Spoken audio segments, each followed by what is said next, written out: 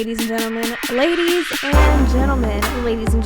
boys and girls from across the world. You're listening to Bad Decisions with Jazz. Hi, hello, welcome to season 3. Woohoo! It's been a wild 10 months, y'all. A wild. But we are back, baby. We are back in business with a completely new mindset, new body, new life, new human, you name it. Nothing is the same as it was 10 months ago. 10 months ago, I was worried about what appetizers we were gonna have for our wedding. Now I'm worried about, oh crap, it's 2 hours, I gotta pump again. Like, what just happened? Did we go into another parallel universe? Because it sure as hell feels like it. The baby is next to me, so if you hear cries, mind your business, okay? Thank you. Before we begin though, I would like to just kind of do like a little Dear Me moment. I haven't done one of that, but this season it's very important to me. So I just want to say a little love note to old me and just say thank you so much for always pushing through and always just following your heart and just wearing your heart on your sleeve. And even though that got you so many heartbreaks, I just want to say thank you for persevering and allowing me to get to this moment in my life. And this is a mental health podcast that I am creating, and off of all of those experiences that we lived through together, and here I am being able to share some of the most incredible moments in my life. Like, Jazz, we made it. We did it, okay? We made a perfect baby. We have a perfect husband. We have a perfect life. And it has its ups and downs, but we did it. And I would like to dedicate this to my husband, who always makes sure that I'm fed, that I'm clothed, that I am sane, and I would not be me without him. Even in all of our struggles and all of our hard moments, you're family, and I love you. And to my daughter, my goodness, you are so much work, little one. Even though you're 3 weeks old, you are so much work. But I just want to say that the unconditional love that I have for you is always going to be there. And I am so thankful that you're a rainbow baby and that you picked me as your mommy. So without further ado, now we can talk our shit and not be as emotional as we just were. I know, red flags. I'm literally putting my feelings into a box. Today's topic is kind of intense for a lot of reasons. You guys see the title, it's PTSD. And this was inspired by actually my birth. It's like your body is separating. Honestly, that's what it feels like. It felt like my entire bottom half of me, okay, no, not even my bottom half. It's literally from my stomach all the way down to my legs was just tearing in half. And I know that's morbid, but the point is that it gives me PTSD. So now it's like every time I sit, every time I use the restroom, every time, I don't know, I'll literally just be doing the dishes and then all of a sudden it's like I feel the pain all over again. Like I'm just having a lot of flashback to those moments, and it was a traumatic experience, therefore I have PTSD from it. But not just my birth, my entire pregnancy. And I think you never really get over that trauma. I don't think you ever really get over like what it did to you. I think you just kind of learn to cope with it. But let's talk about what PTSD even is, because there's a really big misconception around PTSD that it is strictly for military veterans. No, it's not. It is for everyone. It's for everyone. PTSD is a post-traumatic stress disorder, so it's just something that you go through after you've gone through a traumatic event in your life. Either you could have witnessed it or you literally physically lived through it, whatever the case may be. When I was younger, I remember being in the passenger seat with my mom driving, and we were somewhere, not downtown Chicago, but like we were in Chicago, and I remember seeing a guy on the bicycle and somebody had hit him, and I saw like the blood through the helmet, and I don't like talking about it, but it's something I witnessed, and like now, because of that, I have PTSD from like seeing people on bikes on the road, and personally I will never ever get on a bike and be on a main road. I will always take the side streets. It's just not gonna happen. That's not gonna be me. I am not gonna die today, no thank you. Now if others want to take the risk, you do you, but that's my experience, that's my PTSD from it, and that's why I will never go through that. I will not be on a bike. You will not catch me on a bike. Nope. PTSD is triggered by situations. Now, not just physical situations. They can be verbal situations, physical situations, sensory situations, and just randomly. Like, I will literally be doing the dishes and then I will just have a flashback to my birth out of nowhere. Like, where did it come from? I was not thinking about it. Granted, it happened 3 weeks ago, I'm aware, but still, like, it just randomly happens. And even not just my birth, but like just in general, like, I'll just randomly have a flashback to like a traumatic event. I'm like, where did this come from? Why am I thinking about this? But if it's verbal, it doesn't necessarily have to be, you know, somebody saying something at you, like yelling at you or anything like that. I mean, that could trigger it, but it could be how somebody said something or what they said,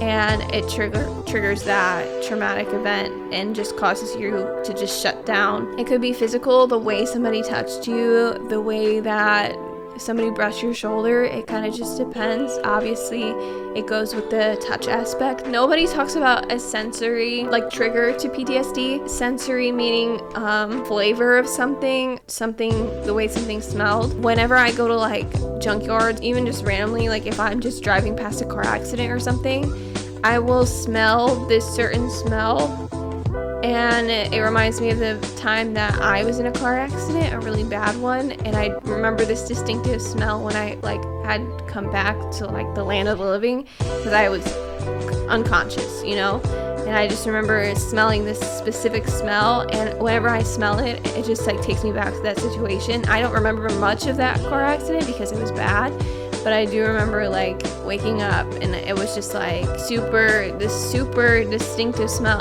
Obviously it was coming from the engine, I know that, but I don't know how to explain it, but I'm not gonna sound stupid anymore. And then I had seen like blood all down my legs. So nobody talks about how that can sometimes trigger you. It could be a smell, it could be perfume. It just depends, a cologne, you name it. Reactions to PTSD vary depending on the person, depending on the traumatic event. Other people's reactions might just be emotional. It kind of just depends on how you are as a person and what traumatic event you lived through. When I am going through a traumatic event, I tend to stick to the more emotional side and only physical when it's like I feel like I just need to protect myself. But emotionally speaking, yeah, I just mentally shut down. I literally I disassociate myself from the situation, the conversation. I like just the world around me and just completely go into like my own little world. It just depends. So like I said, PTSD can literally affect anyone, all ages, all sizes, all genders, anyone. And for some people, PTSD can last up to, you know, a few days, a few months, a few years. And for some people, PTSD will last them for the rest of their lives. It, again, just depends on how traumatic the event was and your ability to persevere through it and be resilient. I think a lot of that has to factor into each other. PTSD needs to be professionally treated. You cannot heal yourself with PTSD. You have to see a therapist. You have to see somebody about your PTSD. You don't necessarily need medication for it, but you do need to see somebody about it who can help assess the situation, help you come to terms with it, make peace with it. But you have to also be willing for that. Let's dive into my topic of inspiration. I ghosted my therapist. Not the smartest move in my book. Definitely do not do what I did, but I can't be a hypocrite. However, I did ghost my therapist, and the reason for that is because I was having a lot of PTSD at the beginning of my pregnancy. It took us forever to finally announce to the world. When I was ready to announce, it wasn't even necessarily that I was ready to admit it. I was just ready to announce hey, I've been MIA because I'm pregnant and life has been chaotic. My therapist messaged me every other day, and she'd check in on me and she'd be like, hey, how are you doing? What's going on? Blah, blah, blah. And I literally would just read it and I'm just like, I'm not dealing with this today. And this is why. Our baby is our rainbow baby, right? And with my pregnancy for like literally the first and second trimester, I could not come to terms with the fact that I was having a baby because I literally was just in denial. I was just waiting for that ball to drop, for something bad to happen. I didn't want that. And I didn't want to get my hopes up and then have it crushed again because it would be 10 times worse the second time around. You know what I mean? So I just, for some reason, I just couldn't. Like I didn't even do a registry. And that was because I was just having like a lot of PTSD from literally the year before, where what we went through and just how I coped through it. And I don't think I could have done that again. Like I genuinely don't think, mentally speaking, like I don't think I have the mental capacity to go through something like that again. And I knew that if I spoke to my therapist, then that meant that I had to already admit that. And the problem with therapy is that sometimes I don't want to admit those bad things about myself. Sometimes it takes me a minute to be like, okay, yeah, fine, I will start admitting this now. Like I said, it took me until the third trimester to actually be like, okay, let's start having a baby.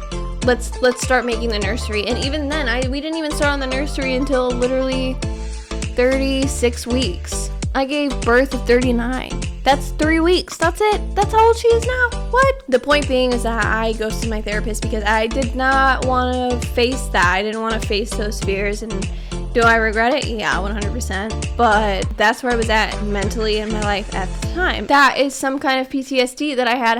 I really just didn't want the help for myself because I was in denial. And that's a problem. That's a problem with a lot of people with PTSD. We tend to just deny and deny and deny and deny, and eventually it catches us. It catches us and it bites us right in the ass, and then we have no choice but to deal with it. My birth story, there was a lot of mismanagement. There was a lot of places in my birth progression that I should have advocated for myself better, and I never did. And I wish I did because that would be a lot easier for me. I really can't be mad at myself because I didn't know any better. But I do still have nightmares about like my labor because I think the contractions were the worst part of it. I don't even know how to explain it without like completely sounding like an idiot, but wow. And I'm gonna go through that again, and I'm not looking forward to it. I do want to note that I am not a licensed therapist, and everything in my podcast are completely my opinions and my opinions only. I am not an expert in any way. I am not even going to school for mental health, psychology, or anything like that. All the research I have done is literally through the search engine Google that we all know and love. Like I said, the last 10 months have been insane, but I'm so happy to be back and just doing this and doing what I love and being more personable about it. PTSD is something that I've been struggling with since I can remember. Today's topic really hit it home for me, but I don't want my episodes to be as long as they have been because I don't even like listening through 30-minute episodes unless there's like a guest star or something. No, thank you. It turns out I was pregnant at my wedding. And it's so funny because I tried so hard to avoid that literally, and I ended up being pregnant at my wedding, but completely did not know. But you know what? I'm thankful it worked out the way that it did because our honeymoon was a freaking blast.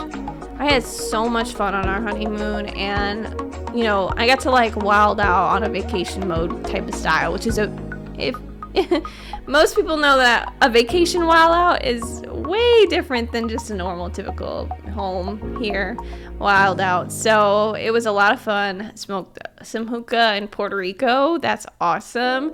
Went to the beach every day. Like just got to, you know, be with my husband and just enjoy life together and see new things, just us two. And I'm glad that we got to do that.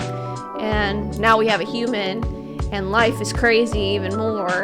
And I didn't even know it could be this crazy. Don't forget to like this video and subscribe. I am most active on TikTok right now. Literally every single day I'm on there for multiple times a day because TikTok is where it's at for me right now. I don't know how to explain it. I love TikTok and I have nothing better to do with my time. But the second most active place is IG, so go ahead and follow me there too. I love you all so much, and I am so happy to be back into this. I prefer to just stick to stories though, so that's what we're gonna do this season. Just keep it real. See you next week. Bye.